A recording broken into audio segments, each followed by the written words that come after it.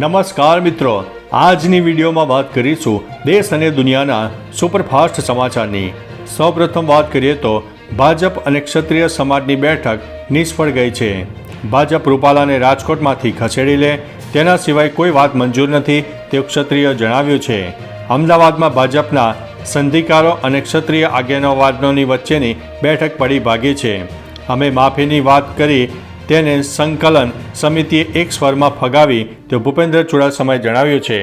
રૂપાલાની ticket રદ કરવાની માગ પર ક્ષત્રિય સમાજ અડગ છે।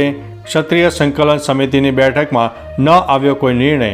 રૂપાલાને માફ કરવા માટે ક્ષત્રિય સમાજ તૈયાર નહીં। ભાજપ અને ક્ષત્રિય સમાજના અગ્રણીઓ વચ્ચે થઈ હતી બેઠક। 12 થી 18 એપ્રિલ દરમિયાન માવઠું પડશે। હવામાન નિષ્ણાત અંબાલાલ પટેલે જણાવ્યું છે કે 7 એપ્રિલ સુધી રાજ્યમાં કેટલીક જગ્યાએ વાદળછાયું વાતાવરણ રહેશે। 9 એપ્રિલ પછી તાપમાનમાં વધારો જોવા મળશે। ઉપરાંત 12 થી 18 એપ્રિલ દરમિયાન માવઠું થવાની શક્યતા છે। પૂર્વ ગુજરાત અને સાબરકાંઠા જિલ્લામાં માવઠું પડે તેવી શક્યતા છે। રાજ્યના કેટલાક સ્થળોએ છૂટોછવાયો વરસાદ પડી શકે છે તેમાં આગાહીકાર અંબાલાલ પટેલે જણાવ્યું છે। અન્ય મહત્વના સમાચારની વાત કરીએ તો સોનું ચાંદી ઓલ ટાઈમ હાઈ ઉપર પહોંચ્યું છે।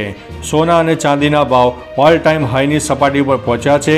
24 કેરેટ સોનું 295 રૂપિયા મોંઘું થતાં 69,256 પ્રતિ 10 ગ્રામ પર પહોંચ્યું છે। 22 કેરેટ સોનું 63,686 અને 18 કેરેટ સોનું 52,145 પ્રતિ 10 ગ્રામ પર પહોંચી ગયું છે। જ્યારે ચાંદી રૂપિયા 1,537થી વધીને 77,664 પ્રતિ કિલોગ્રામ પર પહોંચી ગઈ છે। વિશ્વભરમાં મંદી અને લગ્નની સિઝન અને કેન્દ્રીય બેન્કો દ્વારા સોનાની ખરીદીના ડરથી સોનું મોંઘું થઈ રહ્યું છે। બુટલેગરો પર ઇનામની જાહેરાત। ગૃહ વિભાગે ગુજરાતમાં દારૂનો જથ્થો પૂરો પાડતા 10 બુટલેગરોના નામ જાહેર કર્યા છે। તેમની માહિતી આપનારને 20,000થી 1 લાખ રૂપિયા સુધીનું ઇનામ જાહેર થશે। યાદીમાં સમાવિષ્ટ બુટલેગરો રાજસ્થાન તેમજ ગુજરાતના છે, જેઓ પંજાબ, હરિયાણા અને રાજસ્થાનમાંથી દારૂનો જથ્થો ગુજરાતમાં ઠાલવી રહ્યા છે।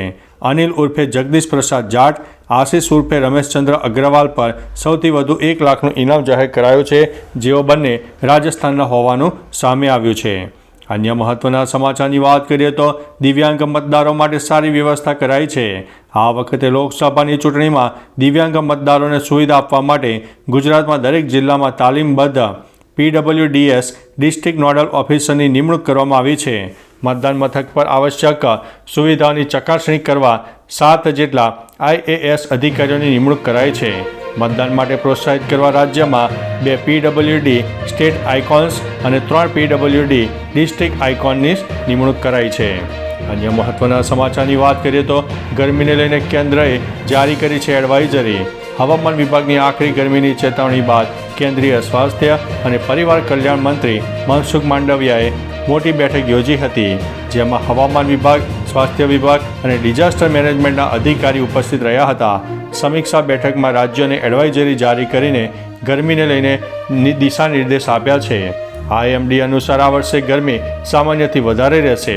હીટ સ્ટ્રોકથી લોકોને સાવચેત રહેવા જણાવ્યું છે। અન્ય મહત્વના સમાચારની વાત કરીએ તો PM મોદીની રાવણ સાથે સરખામણી કરી છે। ગુજરાત કોંગ્રેસ અધ્યક્ષ શક્તિસિંહ ગોહિલ ભાવનગરમાં PM મોદીની રાવણ સાથે સરખામણી કરી હતી। કહ્યું છે કે અહંકાર રાવણ અને કંસનો પણ તૂટ્યો હતો। ગોહિલે ભાજપ પર આકરા પ્રહાર કર્યા હતા। તેમણે દાવો કર્યો છે કે 10 વર્ષમાં ભાજપે કુલ 82 અબજ 52 કરોડનું દાન મેળવ્યું છે। કહ્યું છે કે તેઓ સત્તામાં હોય તેમની પાસે શસ્ત્ર, શાસ્ત્ર, સત્તા, સંપત્તિ બધું જ હોય છે, જેથી તે પોતાનું ધાર્યું કરી શકે છે। અન્ય મહત્વના સમાચારની વાત કરીએ તો કેન્દ્ર સરકારે દવાઓના ભાવમાં વધારાનો દાવો કરતા મીડિયા અહેવાલોને ખોટા અને ભ્રામક ગણાવ્યા છે। કેન્દ્ર સરકારે દવાઓના ભાવમાં વધારાનો દાવો કરતા મીડિયા અહેવાલોને ખોટા અને ભ્રામક ગણાવ્યા છે। અહેવાલોમાં દાવો કરવામાં આવ્યો હતો કે 500થી વધુ દવાઓની કિંમતમાં વધારો થશે। આવા સમાચાર સંપૂર્ણપણે ખોટા છે તેવું સ્વાસ્થ્ય મંત્રાલયે જણાવ્યું છે। અન્ય મહત્વના સમાચારની વાત કરીએ તો હવે એક વાહન પર 1 થી વધુ ફાસ્ટેગનો ઉપયોગ નહીં થાય। વન વ્હીકલ વન નિયમમાં અમલ। ભારતમાં નેશનલ હાઈવે અને એક્સપ્રેસ વે પર મુસાફરી માટે ફાસ્ટેગને અગાઉથી જ ફરજિયાત બનાવી દેવામાં આવ્યો છે, ત્યારે હવે નેશનલ હાઈવે ઓથોરિટી ઓફ ઇન્ડિયાનો વન વ્હીકલ વન ફાસ્ટેગ નિયમ ગઈકાલથી સમગ્ર દેશમાં લાગુ પડી ગયો છે। આ સાથે જ ગ્રાહકો એક વાહન પર એકથી વધુ ફાસ્ટેગનો ઉપયોગ કરી શકશે નહીં. અન્ય મહત્વના સમાચારની વાત કરીએ તો રૂપાલા અંગેની બેઠક બાદ ભૂપેન્દ્ર ચુડાસમાનું નિવેદન. પુરુષોત્તમ રૂપાલા અને ક્ષત્રિય સમાજ વચ્ચેના વિવાદને શાંત કરવા માટે ભાજપના ક્ષત્રિય નેતાઓ અને ક્ષત્રિય સમાજની કોર કમિટીની બેઠક મળી હતી. પછી ભૂપેન્દ્રભાઈ ચુડાસમાએ પત્રકાર પરિષદમાં જણાવ્યું કે ત્રણ વખત માફી માંગવામાં આવી હતી. આ બાબતે પાર્ટી વિચાર કરશે. રૂપાલાએ અનેક વખત માફી માંગી છે, હજુ નિરાકરણ આવ્યું નથી.